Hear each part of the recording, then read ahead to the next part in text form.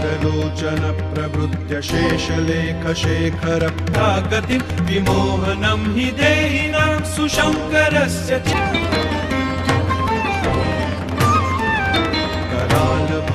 पट्टिका धगद्धगद्धगज्ज्वलद्धनञ्जयाहुतीकृत प्रचण्ड पञ्चसायके धराधरेन्द्र नन्दिनी कुचाग्रचित्रपत्रक प्रकल्पनैकशिल्पिनी त्रिलोचने रतिर्मम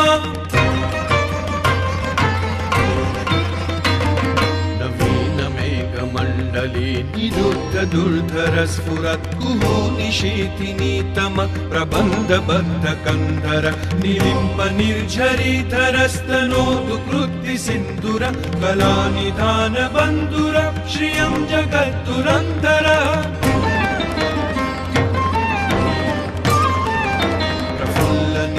पंकज प्रपंच कालिम प्रभावलंबिकंठ कंदलीरुचि प्रबद्ध कंधर स्मरच्छिदं पुरच्छिदं भवच्छिदं मखच्छिदं गजच्छिदान्त कच्छिदं तमन्त कच्छिदं भजे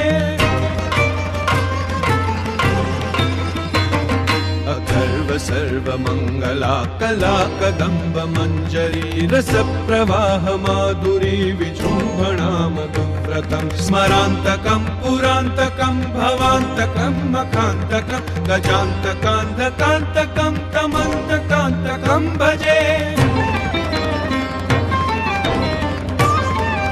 जयध्वद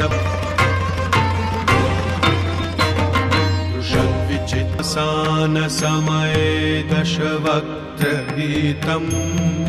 यः शम्भुपूजन परं पठति प्रदोषे तस्य स्थिरां रथ गजेन्द्र तुरंग युक्तां लक्ष्मीं सदैव सुमुखीं प्रददाति शम्भुः